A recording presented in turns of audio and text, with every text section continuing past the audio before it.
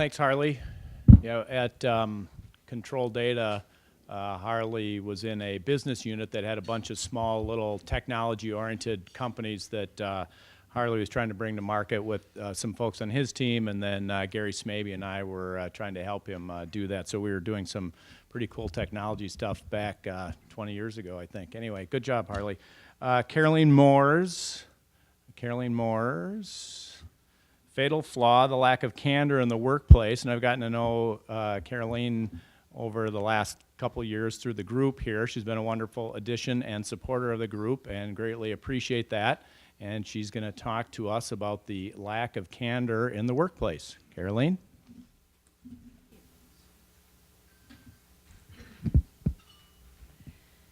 And you may want to know I'm Dutch, so that's my excuse for talking about candor in the workplace. If you know anything about Dutch people, we tend to be direct and we don't shy away from confrontation or not even from provocation.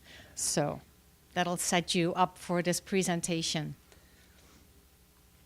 So, my first candor-related embarrassment. I take you back to the 80s. Think Pointer Sisters and Dire Straits, and to the Netherlands. Think windmills and wooden shoes, and my little nephew, a 5-year-old Randy, who was on a bus with me, and we see a guy sitting across from us.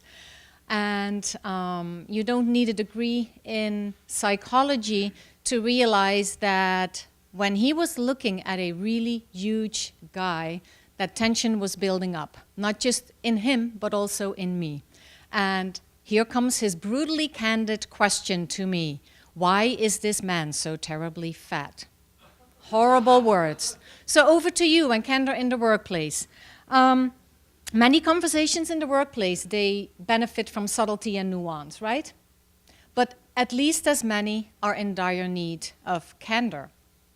So, organizations and clients, your clients, what do they need? They need you to be trustworthy. But I know that most of us shy away from being candid.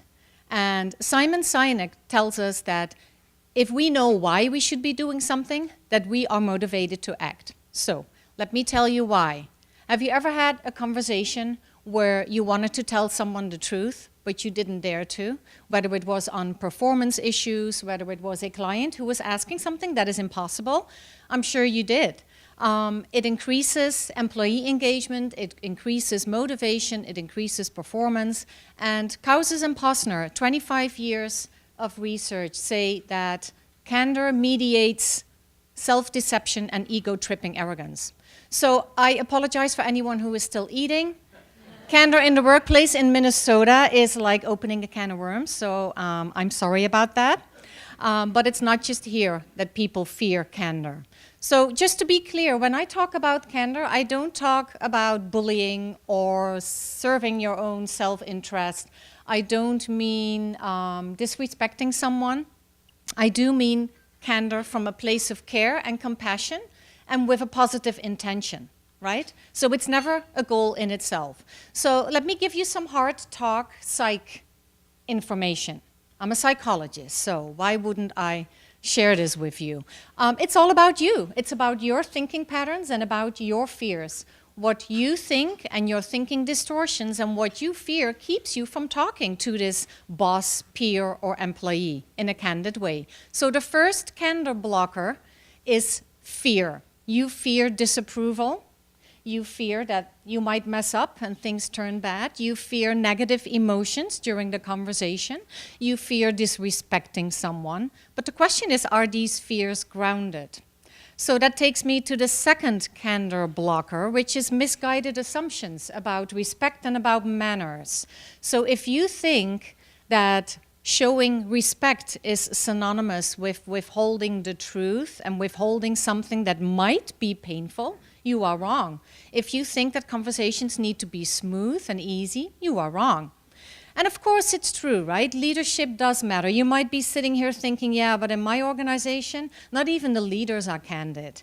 So why should I start and why should I risk being, I don't know what the laughs are. Maybe it was the touch with the Netherlands, right?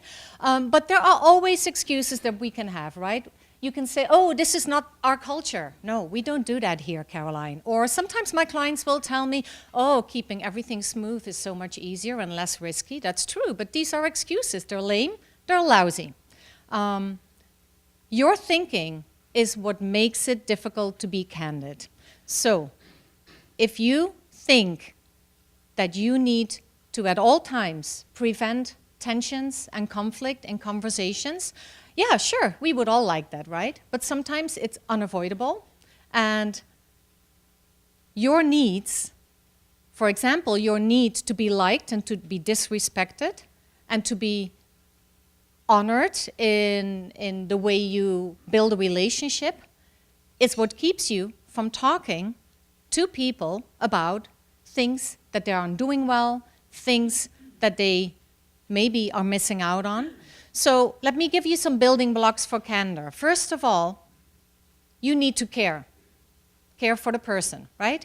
Second, there needs to be some trust, because if I would walk up to you, sir, and I would tell you, I really think that your outfit looks horrible. First of all, that candor doesn't serve a purpose, and we didn't build any trust. So those are two important ingredients.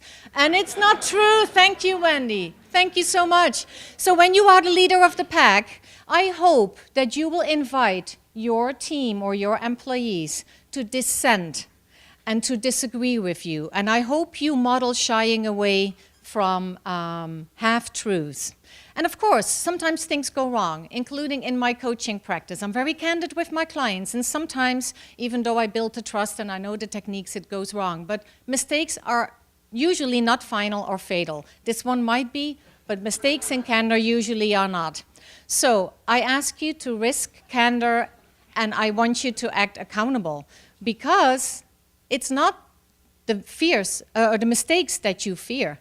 I think what you fear is being found out, that, you know, maybe sometimes it works, sometimes it doesn't. What you fear is the tension that we all are wired to avoid. So 3 calls for action for all of you. Stop the sugarcoating and the over-sanitizing of your messages. The second one is start facing your fears, and are they grounded, and how could you work around those? And shift your mindset from psychological fragility to resilience. We are much more resilient. So how did the 5-year-old and the young man end up? So here it is, right?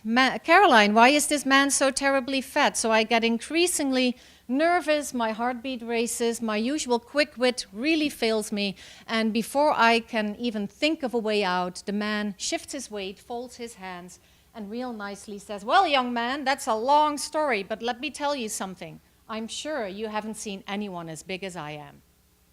I was happy, I was safe, and I thank you for listening.